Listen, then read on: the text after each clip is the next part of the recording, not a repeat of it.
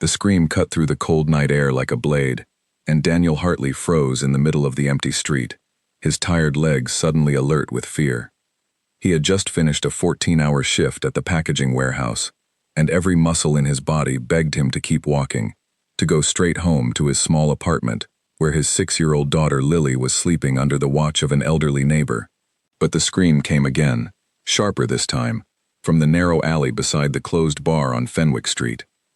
Daniel's chest tightened. He was not a fighter. He was not a hero. He was a 34-year-old single father who counted every coin twice before spending it, a man who had learned long ago that trouble was expensive, and he could not afford it. But something in that scream sounded like his own daughter's voice, and his feet moved before his mind could argue. He turned into the alley and found 3 men circling a young woman who could barely stand. Her high heels were scattered on the wet pavement, her dress was torn at the shoulder, and her eyes were glassy, unfocused, terrified in a way that no amount of alcohol could fully explain.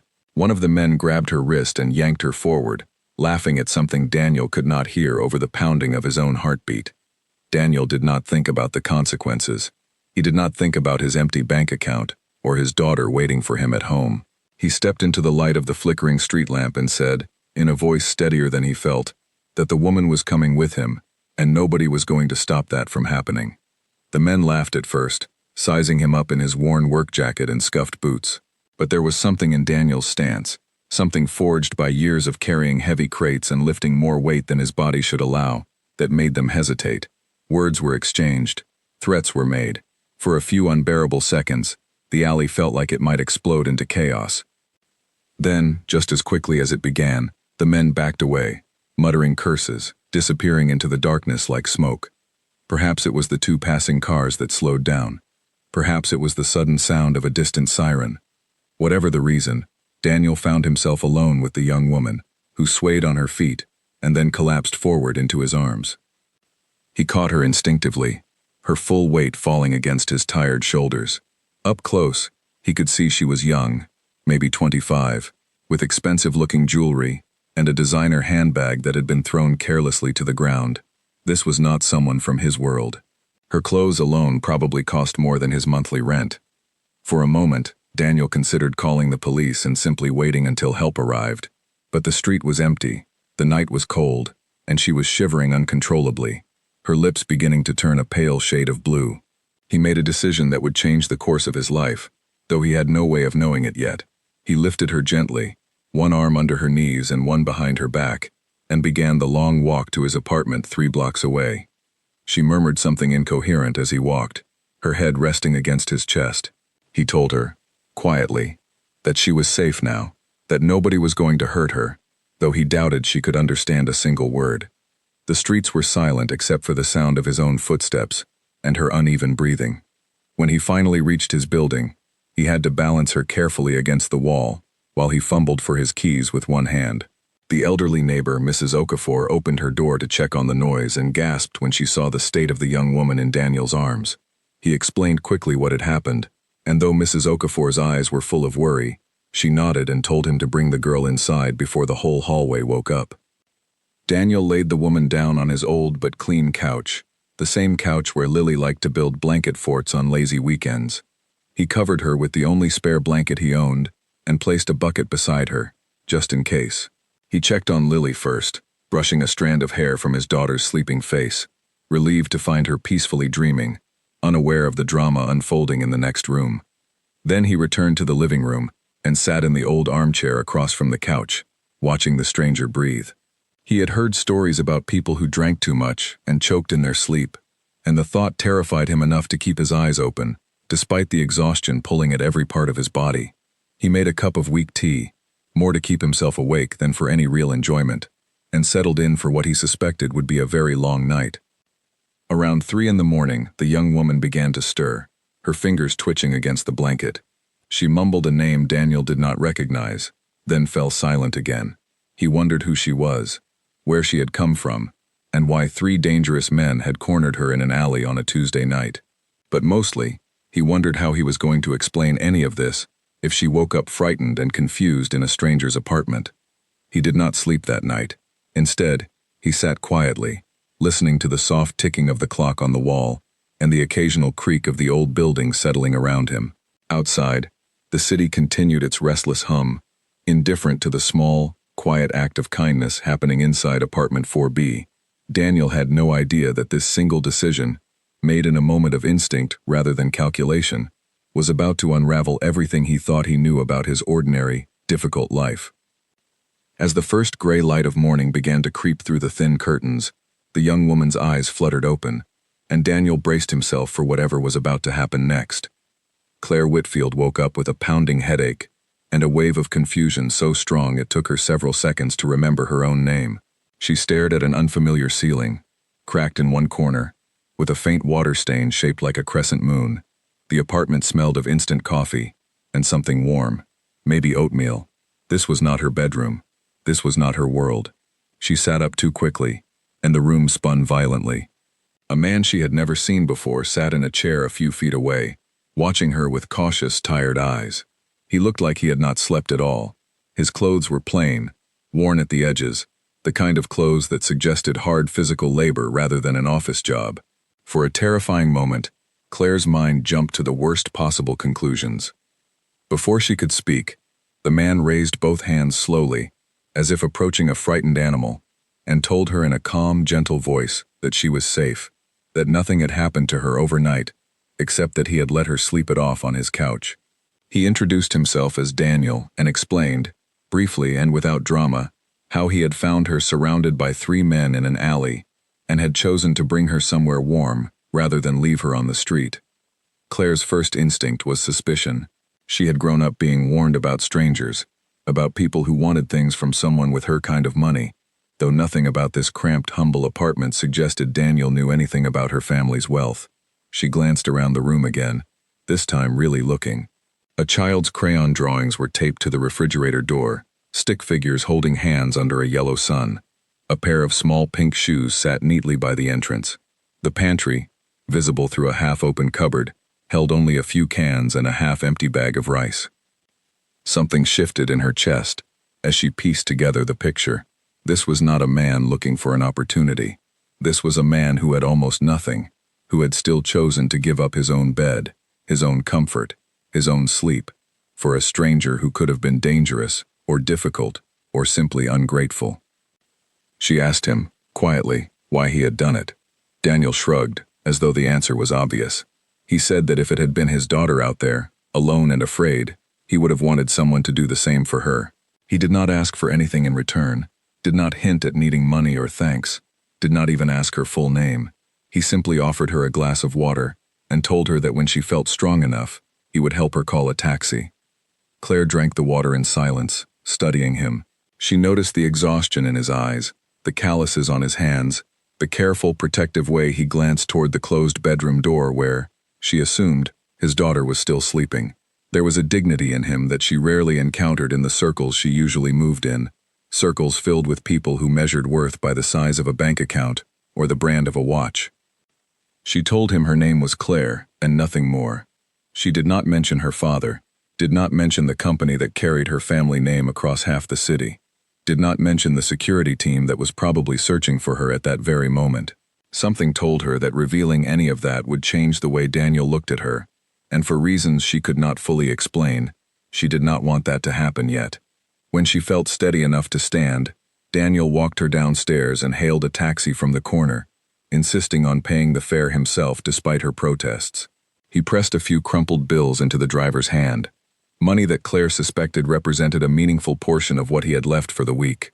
She wanted to argue, wanted to hand him far more than that small fare was worth, but something about his quiet pride told her he would refuse, and possibly feel insulted by the gesture. As the taxi pulled away, Claire looked back through the rear window and watched Daniel standing on the sidewalk, hands in his pockets, watching to make sure she left safely. He did not wave. He did not smile for effect. He simply waited until the car turned the corner, then walked back toward his building, already thinking, she imagined, about the long shift ahead of him. Daniel returned to his apartment and found Lily awake, sitting at the small kitchen table swinging her legs and asking who the lady on the couch had been. He told her, simply, that a friend had needed help and now she was safe and gone home. Lily accepted this explanation with the easy trust of a child who believed her father could solve any problem in the world, and the moment passed as quickly as it had begun. For Daniel, the encounter faded into the background of his exhausting daily routine. He went to his morning shift at the warehouse, lifted boxes until his shoulders ached, ate a modest lunch alone in the break room, and picked Lily up from school in the afternoon. There was no time to dwell on a stranger he would likely never see again. Life, with all its bills and responsibilities, continued exactly as it always had. But for Claire, the memory of that apartment, that couch, that quiet act of selfless kindness, lingered long after the taxi dropped her off at her family's enormous private estate on the other side of the city. She sat in her room, showered and changed into clean clothes. Yet she could not stop thinking about the crayon drawings on the refrigerator, the empty pantry, the way Daniel had given up his last folded bills without a second thought. She did not tell her father everything at first. She mentioned only that she had gotten into trouble the night before, and that a kind stranger had helped her get home safely. But Richard Whitfield, a man who had built an empire through careful attention to detail and an almost obsessive need to protect what belonged to him, was not satisfied with vague explanations. He pressed his daughter for more information, his protective instincts fully awakened by the mere suggestion that she had been in danger. Claire eventually admitted that men had surrounded her outside a bar, that she barely remembered the details, and that a warehouse worker named Daniel had intervened and brought her to safety. She left out most of the specifics, uncertain why she felt the need to protect the privacy of a man she had known for less than 12 hours. But Richard's mind was already working, already calculating, already determined to identify the man who had done what his own expensive security detail had failed to do that night. He pulled security footage from the cameras near the bar, footage that clearly showed a tall man in a work jacket stepping between his daughter and 3 aggressive strangers. He watched the footage over and over, studying Daniel's face, his posture, the calm authority in his movements despite being outnumbered. Something about the stranger's selflessness struck a chord in Richard that surprised even him. Richard Whitfield had not become one of the most powerful businessmen in the city by being sentimental. He was known for his sharp negotiating tactics, his relentless drive, and his deep distrust of people who claimed to want nothing in return for their help. Yet here was a man who had risked his own safety, spent his own limited money, and asked for absolutely nothing afterward. Richard found himself both suspicious and quietly impressed, a combination of emotions he rarely experienced together. He instructed his personal assistant, a sharp and efficient woman named Nora, to identify the man from the footage using whatever resources were necessary. It did not take long. Within 2 days, Nora had traced Daniel's identity through employment records connected to one of the many companies under the Whitfield business umbrella.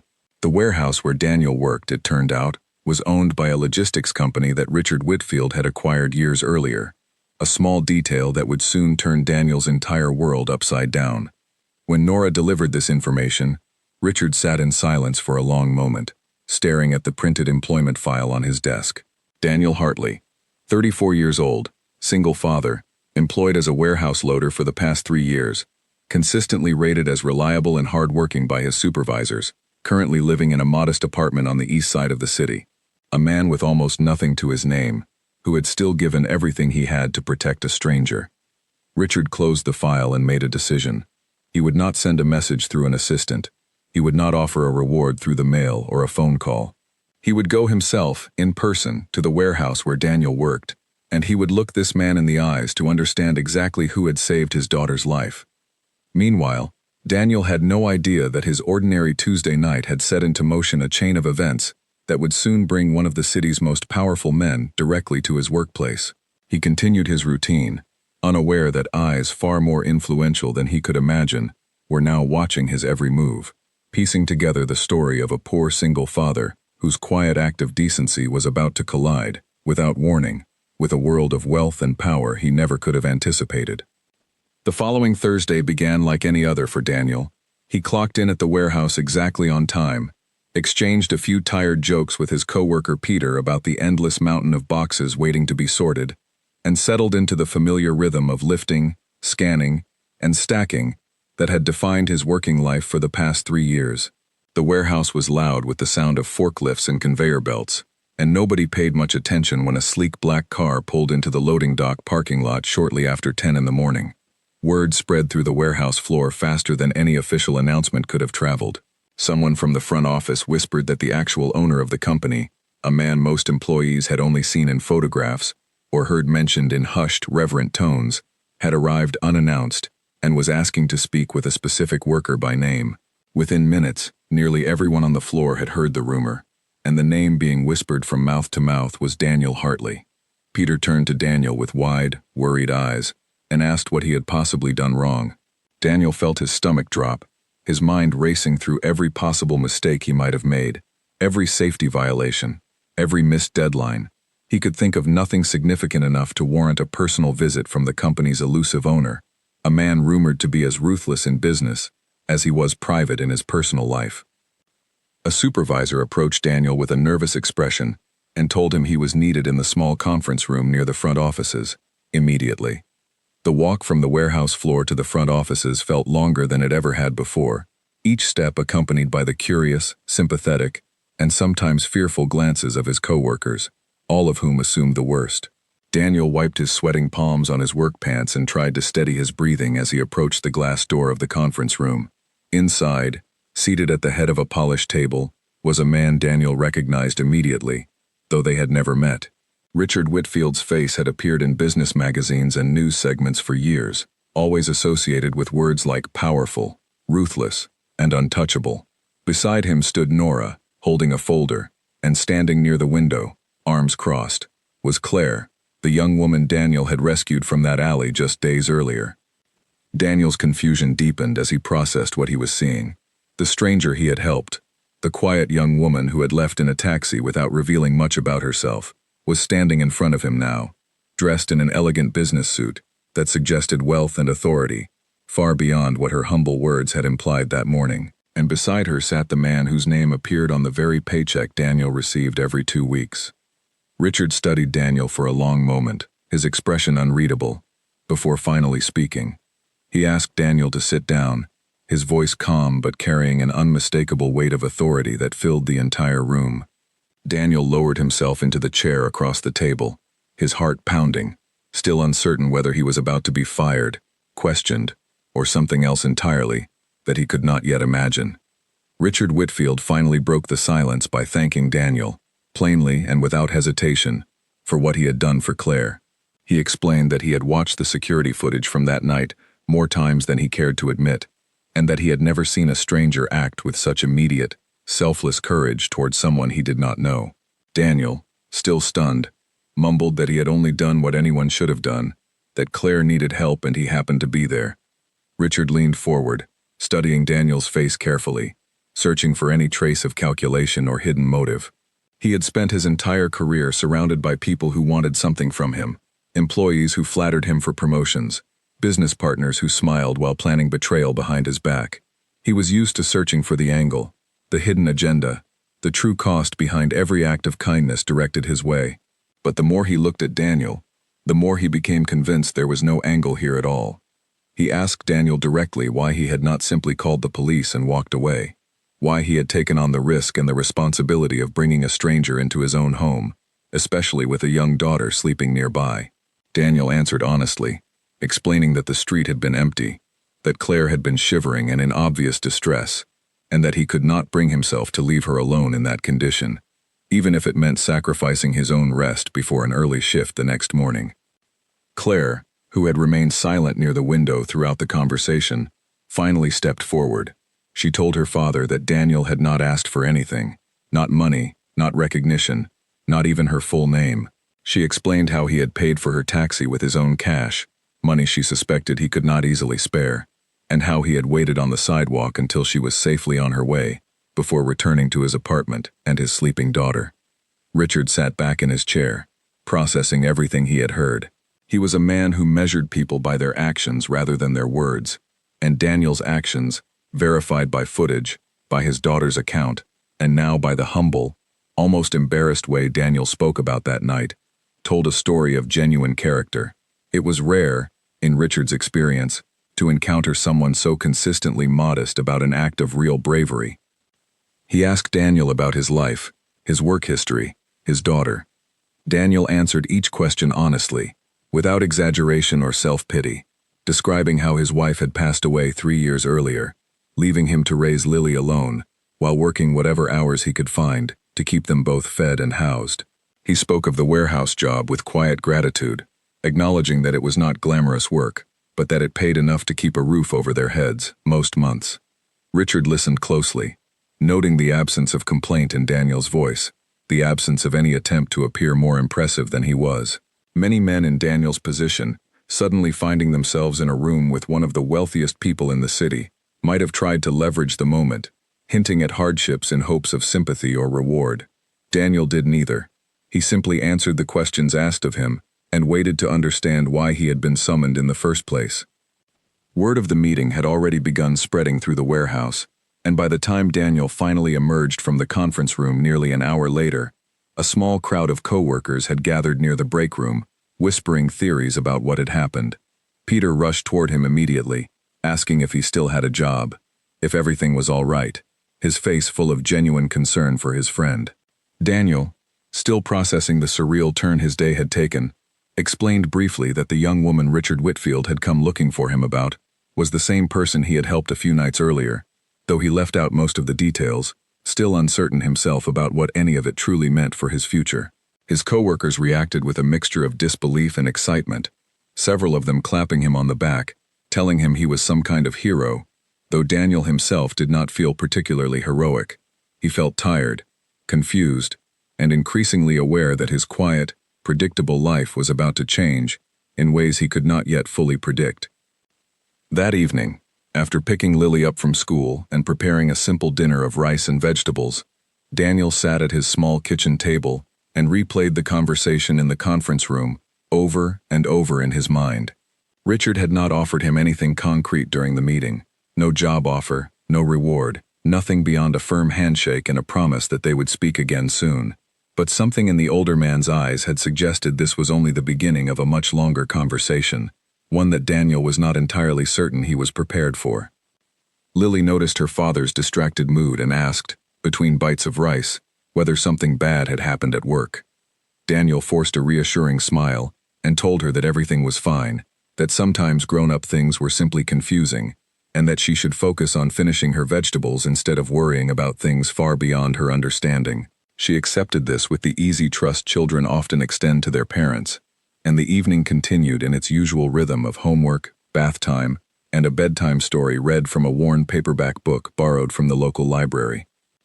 As Daniel finally settled into his own bed that night, exhaustion pulling at every part of his body, his mind kept circling back to Claire's face in that conference room, the way she had defended him, the way she had made sure her father understood exactly what kind of man had helped her that night. He wondered why she had chosen to speak up so firmly on his behalf, wondered what it meant that a woman from such a different world had noticed and remembered such small details about his character. 2 days later, a message arrived through Daniel's supervisor, requesting his presence once again at the company's main headquarters downtown, a towering glass building far removed from the modest warehouse where he had spent the past 3 years of his working life. Daniel arranged for Mrs. Okafor to watch Lily after school, dressed in his single-collared shirt reserved for important occasions, and made his way across the city with a mixture of nervous anticipation and cautious hope. The headquarters lobby alone was more impressive than anywhere Daniel had ever set foot, marble floors gleaming under bright lights, an enormous glass wall overlooking the city skyline, and a reception desk staffed by 2 employees who greeted him with practiced politeness once he gave his name. He was escorted to the top floor, where Nora met him and led him through a maze of quiet hallways toward Richard's private office. Inside, Richard sat behind a massive desk, papers organized in neat stacks, while Claire stood near a window overlooking the city, her posture relaxed in a way that suggested this was a familiar, comfortable space for her. Richard gestured for Daniel to sit, and this time, his expression carried less scrutiny and more genuine warmth, as though the past 2 days of consideration had settled something in his mind. Richard began by explaining, in careful detail, exactly who he was and what his company represented, though Daniel already understood the basic outline from years of working within the broader organization, without ever expecting to meet its owner face to face.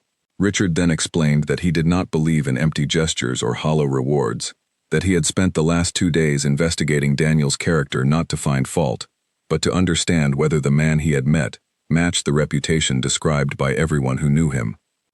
According to Richard, every single person interviewed, supervisors, co-workers, even the elderly neighbor Mrs. Okafor, described Daniel in remarkably consistent terms: honest, hard-working, devoted to his daughter, always willing to help others despite having very little himself.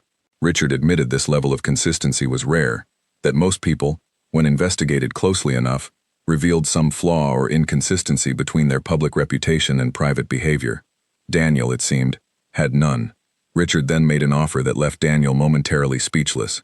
He explained that his company had an opening in the logistics management division, a role that required someone who understood the physical realities of warehouse operations, but who also possessed the character and reliability necessary for greater responsibility. The position came with a significant increase in salary, benefits that would ensure Lily's medical and educational needs were fully covered, and an opportunity for advancement that Daniel had never dared to imagine possible for someone in his position. Daniel sat in stunned silence for a long moment, his mind racing between gratitude and suspicion. Growing up, he had learned that offers which seemed too good to be true usually were, and he found himself asking, cautiously, whether this opportunity came with expectations or conditions he should be aware of before accepting. Richard respected the question, nodding approvingly, and explained plainly that the only condition was competence and continued honesty, the same qualities Daniel had already demonstrated without even realizing he was being evaluated.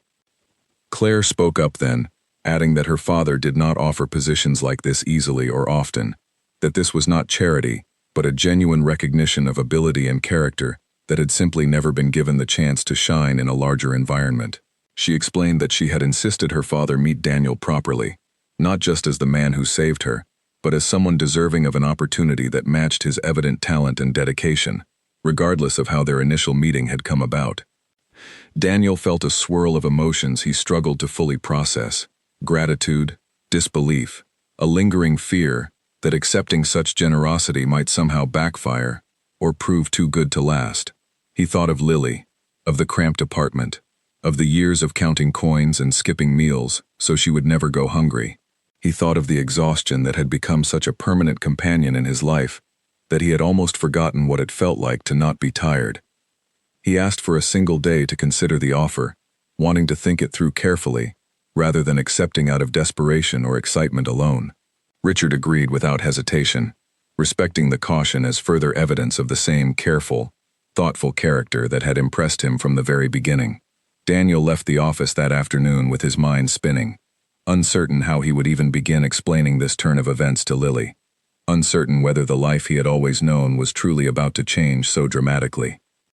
That night, after Lily had fallen asleep, Daniel sat alone in his small living room, staring at the same couch where Claire had once slept off her ordeal, thinking about how a single act of instinctive kindness on an ordinary Tuesday night had somehow led him to this extraordinary crossroads. He thought about pride, about the fear of accepting help that felt too generous to be real, and about the responsibility he carried toward his daughter's future, a responsibility that outweighed any hesitation rooted in his own stubborn independence.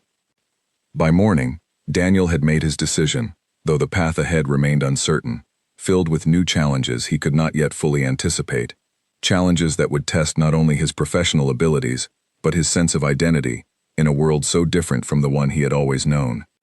On his first morning in the logistics management division, Daniel arrived nearly 30 minutes early, dressed in a new shirt Claire had quietly arranged to have delivered to his apartment, along with a note that simply said he deserved to walk in looking as capable as he already was. He stood outside the glass doors of his new department for several minutes, before finding the courage to walk inside, feeling like an outsider stepping into a world built for people very different from himself. The department manager, a sharp-featured woman named Priya, greeted him with polite professionalism, though Daniel could sense an undercurrent of curiosity in the way her eyes studied him, clearly aware of the unusual circumstances behind his sudden arrival. She introduced him to the small team he would be working alongside, explaining his responsibilities would involve coordinating between the warehouse floor and the corporate scheduling systems, a role that would use his hands-on experience while stretching him into unfamiliar territory involving spreadsheets, reports, and meetings. Not everyone welcomed him warmly. A younger employee named Gareth, who had been passed over for the very position Daniel now occupied, made no effort to hide his resentment, offering clipped responses and pointed comments about how some people got promoted through connections rather than qualifications.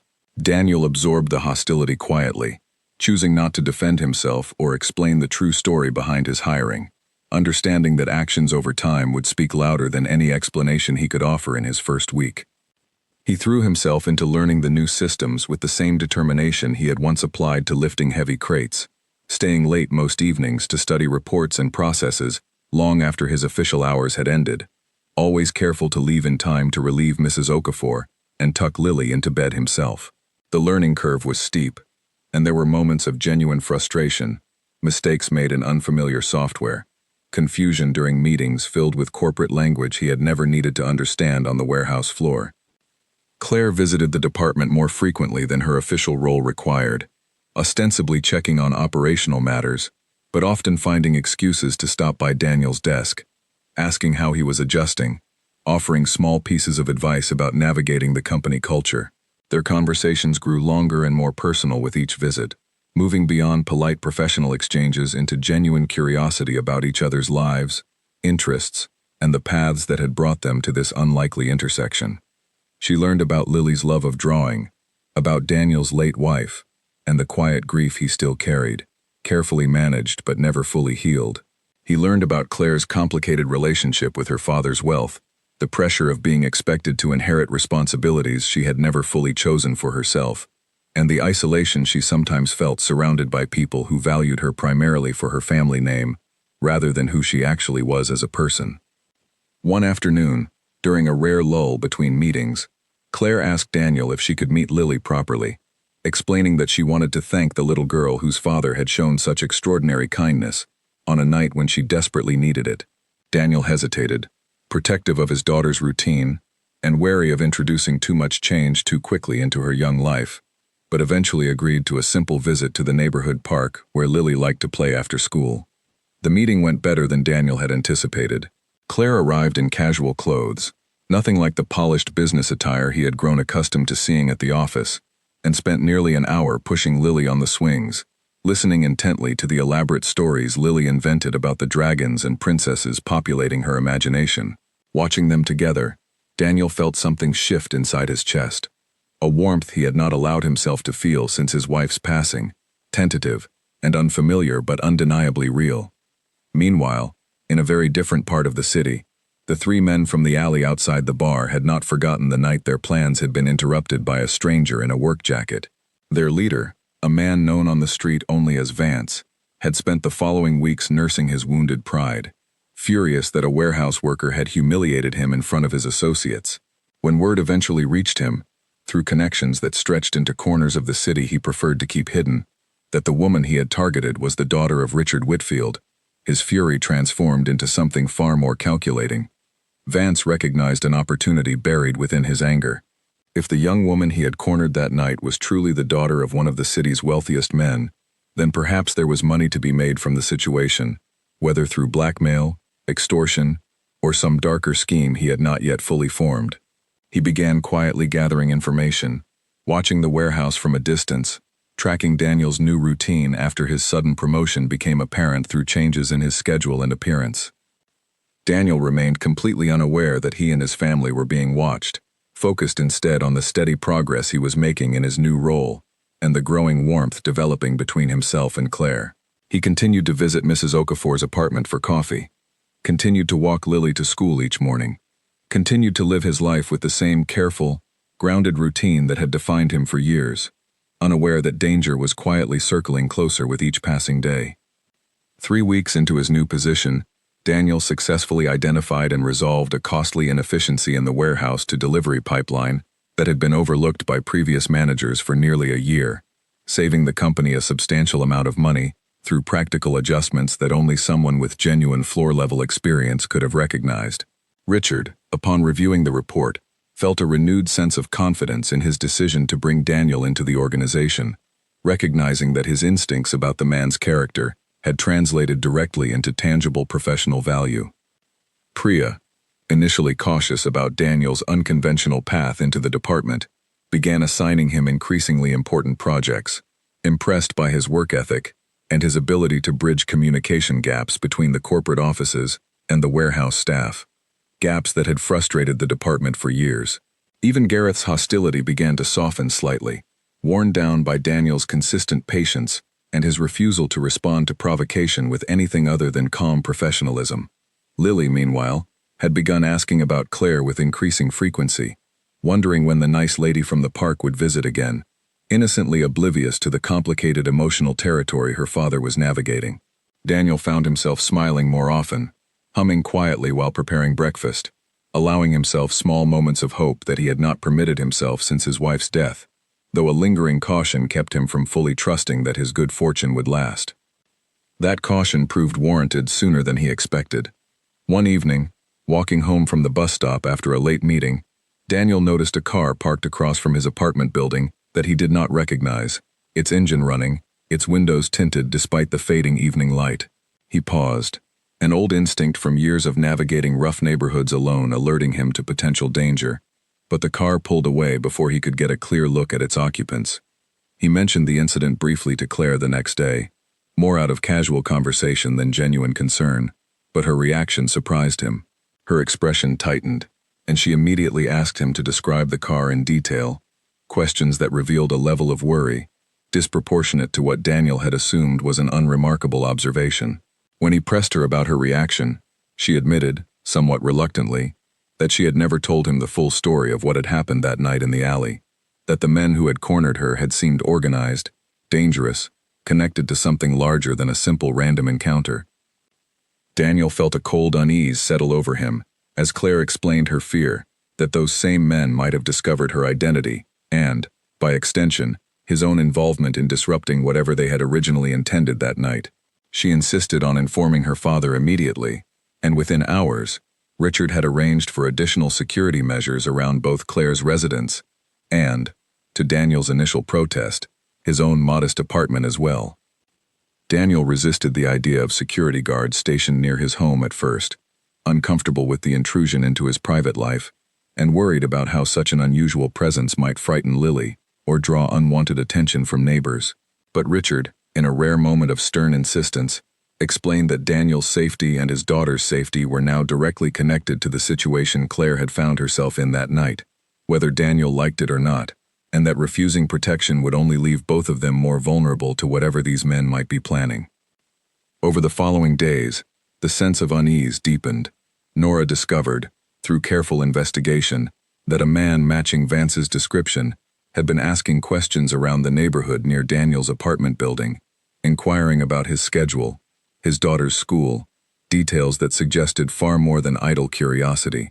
Richard's security team identified the car Daniel had noticed as registered to a shell company linked to a string of extortion cases the police had struggled to solve over the past 2 years. The pieces of a dangerous picture began falling into place. Vance and his associates were not simply opportunistic strangers who had targeted Claire at random that night, but members of an organized group that had been searching for vulnerable targets among the city's wealthy families, using intimidation and blackmail to extract money from those desperate to avoid public scandal or personal harm. Claire's encounter outside the bar had likely been a deliberate attempt to isolate her, an attempt that Daniel's unexpected intervention had accidentally disrupted. Richard called an emergency meeting, gathering Daniel, Claire, Nora, and the head of his private security team to discuss how to proceed. The tension in the room was palpable, a stark contrast to the celebratory atmosphere of Daniel's earlier promotion just weeks before. Richard's face, usually composed and controlled, showed clear signs of strain as he considered the possibility that his daughter, and now Daniel's entire family, had become targets of a dangerous criminal operation. Daniel listened to the unfolding details with a growing sense of protective urgency, his mind returning constantly to Lily, to her small, trusting face, to the promise he had made to himself the day his wife passed away, that he would keep their daughter safe no matter what challenges life placed in his path. The comfortable new life he had begun building, the promotion, the growing connection with Claire, suddenly felt fragile, threatened by forces far more dangerous than anything he had encountered in his years of quiet, difficult labor. As the meeting concluded, Richard's security chief outlined a plan involving increased surveillance, careful coordination with trusted contacts within the police department, and heightened protective measures for everyone involved.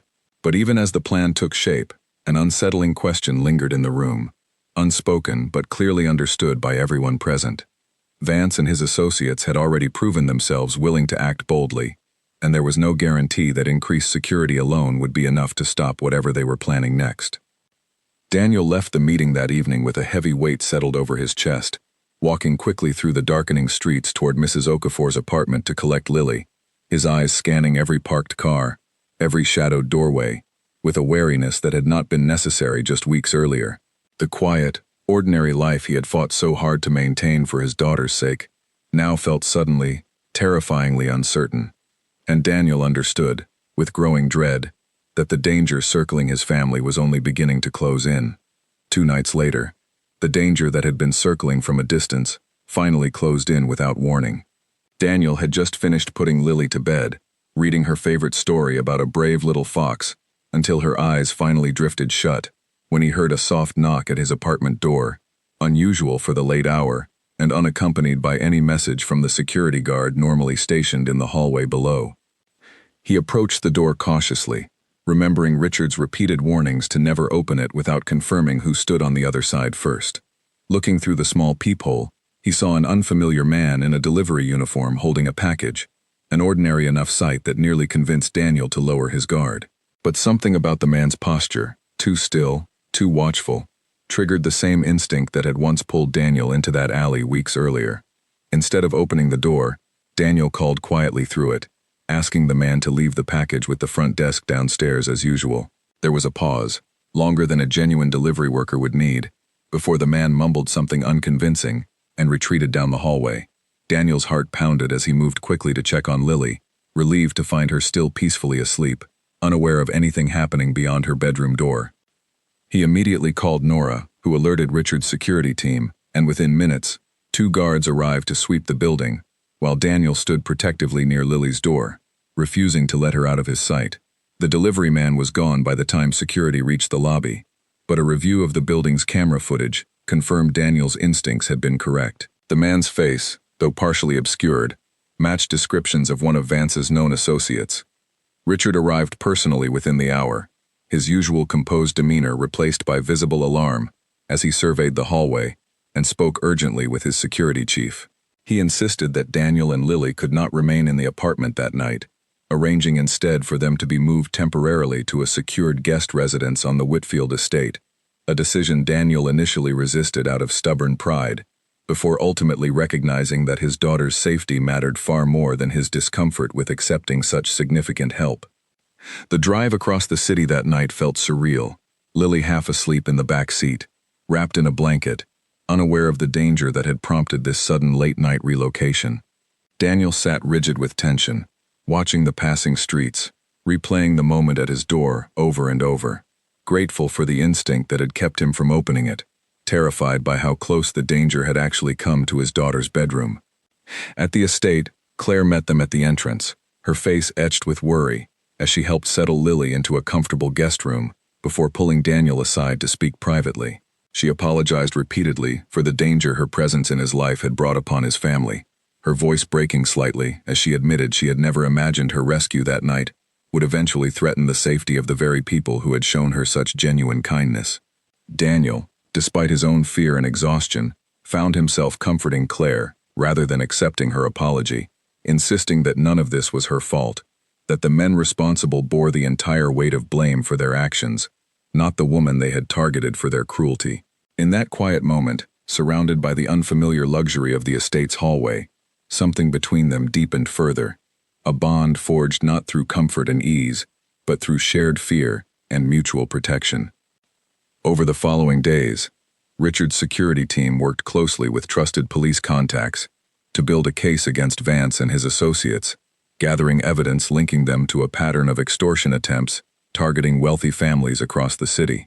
The investigation revealed that Claire had not been randomly selected that night, but specifically targeted after Vance's group identified her through social gatherings, tracking her movements in hopes of isolating her for exactly the kind of confrontation Daniel had unknowingly interrupted. Daniel remained at the estate with Lily during this tense period, continuing his work remotely while security specialists monitored the situation closely. Lily, delighted by the novelty of the large gardens and the friendly household staff, remained blissfully unaware of the true reason behind their extended stay, believing instead that they were simply enjoying an extended visit with her new friend Claire, a story Daniel maintained carefully to protect her innocence for as long as possible. The investigation reached a critical point when police, acting on evidence gathered by Richard's team, identified the location of a meeting where Vance planned to finalize arrangements for what they now believed was an attempt to kidnap either Claire or Daniel as leverage for a substantial ransom demand against the Whitfield family. The revelation sent a fresh wave of fear through the household, transforming what had felt like a manageable precaution into a genuinely life-threatening situation. Richard insisted on additional protective measures, arranging for Daniel to avoid his usual commute entirely, and adjusting Lily's school pickup routine to include unmarked security escorts disguised as ordinary parents. Daniel, though grateful for the protection, struggled with the loss of normalcy, missing the simple freedom of walking his daughter to school himself, a small routine that had anchored their relationship since her mother's passing. The tension reached its peak on a rainy Thursday evening, when police, coordinating with Richard's security team, moved to arrest Vance and his associates at a warehouse on the outskirts of the city, where they had been storing equipment intended for their planned scheme. Daniel waited anxiously at the estate alongside Claire and Richard, phones in hand, as updates trickled in slowly from the operation unfolding across the city. The arrest did not proceed as smoothly as hoped. Vance, apparently anticipating police involvement, had already relocated most of his associates to a secondary location, leaving only a small remaining group at the warehouse when officers arrived. A brief struggle ensued, resulting in 2 arrests, but allowing Vance himself to escape through a rear exit, disappearing into the rain-soaked streets before backup units could establish a wider perimeter around the area. The news that Vance remained at large sent a fresh wave of anxiety through the household, particularly for Daniel, who understood that a man now facing serious legal consequences might act with even greater desperation and unpredictability than before. Richard doubled security measures once again, and for the first time since accepting his new position, Daniel found himself questioning whether the extraordinary opportunities that had entered his life were truly worth the danger they had introduced into his daughter's world. That night, unable to sleep, Daniel wandered quietly through the estate's dim hallways and found Claire sitting alone in the study, staring out at the rain-streaked window, her expression heavy with worry and guilt. He sat beside her without speaking at first, simply offering his presence as a quiet form of support, understanding intuitively that some fears did not need words to be acknowledged or shared. Claire eventually broke the silence, admitting that she had begun to wonder whether her father's protective instincts, however well-intentioned, had inadvertently placed Daniel and Lily in far greater danger than they would have faced had their paths never crossed that night outside the bar. Daniel gently disagreed, reminding her that Vance and his associates had clearly been planning dangerous schemes long before that particular evening, and that walking away that night would not have erased the threat, only left Claire to face it entirely alone. Their conversation continued late into the night, moving beyond fear and danger, into quieter, more personal territory. Memories of childhood, hopes for the future, the particular loneliness that came from carrying responsibilities few people around them truly understood. By the time Daniel finally returned to check on Lily before attempting sleep himself, something unspoken but undeniable had settled between himself and Claire, a recognition that whatever connected them now extended far beyond the circumstances of their unusual introduction. 2 days later, Vance made a final, desperate mistake. Believing that Daniel's apartment building might provide an opportunity to gather information or intimidate the family into silence, he returned to the neighborhood alone, unaware that police surveillance, arranged discreetly following his earlier escape, had continued monitoring the area, exactly as a precaution against this possibility. Officers apprehended him quietly near the building's rear entrance, bringing the immediate threat to a decisive end. The relief that swept through the household upon hearing the news was immense, though tempered by the exhausting weeks of tension that had preceded it. Richard personally thanked the investigating officers, arranged additional security consultations to prevent similar situations in the future, and finally allowed himself a moment of genuine relaxation as the immediate danger to his daughter and to Daniel's family officially came to an end.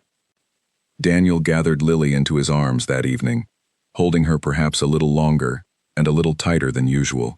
overwhelmed by gratitude that the frightening chapter had closed without harm coming to her. As he watched his daughter drift off to sleep in the unfamiliar but now comfortingly familiar guest room, Daniel allowed himself to finally exhale fully for the first time in weeks, the crushing weight of fear slowly giving way to a cautious, hopeful sense of peace. In the weeks that followed Vance's arrest, life slowly began settling into a new and unfamiliar rhythm for Daniel and his daughter. The court proceedings moved forward steadily, with prosecutors confident that the evidence gathered would result in significant prison time for Vance and his remaining associates, finally closing the door on the danger that had disrupted so many lives across the city. Daniel testified briefly during the preliminary hearings, his account of that first night in the alley serving as a crucial piece of the larger case being built against the group.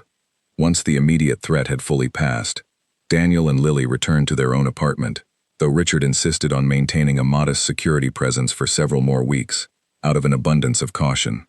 Daniel found himself surprised by how quickly Lily readjusted to their familiar rooms, chattering happily about the garden at the estate, while arranging her stuffed animals along the same worn windowsill she had always favored, seemingly untouched by the frightening undercurrents that had shaped the previous month.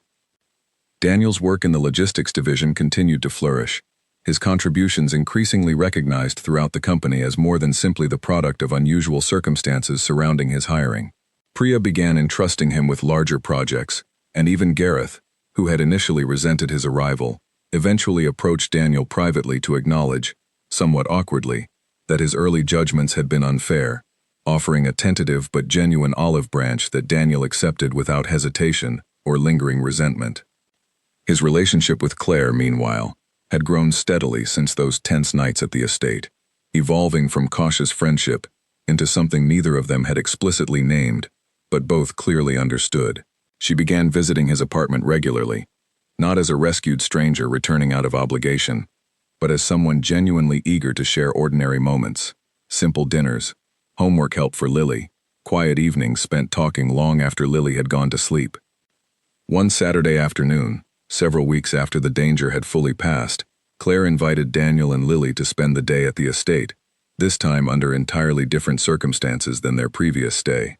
The gardens, once merely a backdrop for anxious waiting, now became a place of genuine joy, as Lily ran between the flower beds chasing butterflies, while Daniel and Claire walked slowly behind her, talking easily about nothing in particular, savoring the simple pleasure of an afternoon finally free from fear. Richard observed the growing closeness between his daughter and Daniel with quiet approval, though he remained characteristically reserved about voicing his feelings directly. Instead, he expressed his sentiments through action, formally confirming Daniel's position within the company, with a promotion that reflected merit earned entirely through his own demonstrated abilities, rather than any lingering sense of obligation from the rescue that had first brought them together.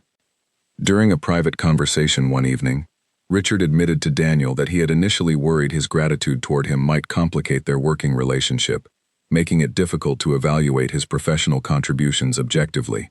But months of observation had convinced him that Daniel's success within the company stood entirely on its own merits, a realization that brought Richard genuine satisfaction, beyond simply the relief of having found someone trustworthy to protect his daughter that fateful night.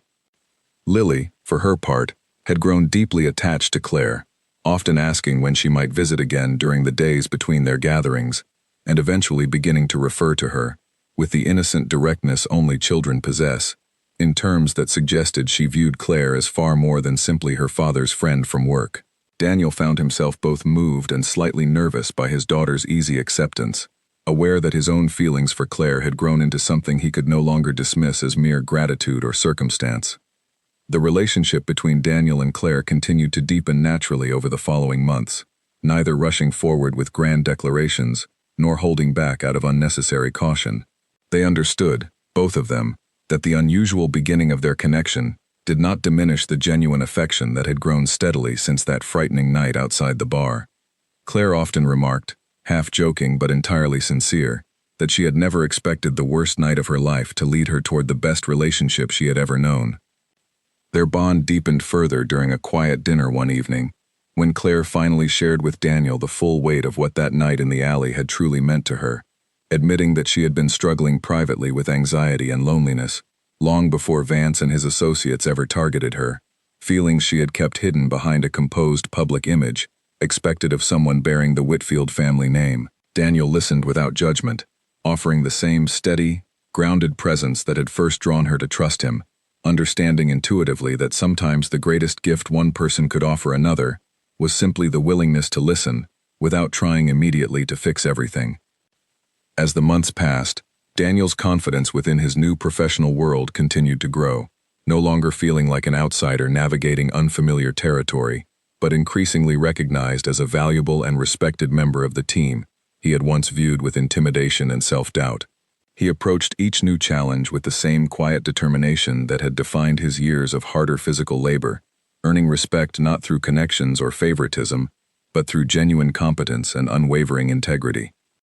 Mrs. Okafor, delighted by the positive changes in Daniel's circumstances, often remarked that she had always known something good would eventually come to a man who had spent so many years quietly doing right by others, without ever expecting recognition or reward.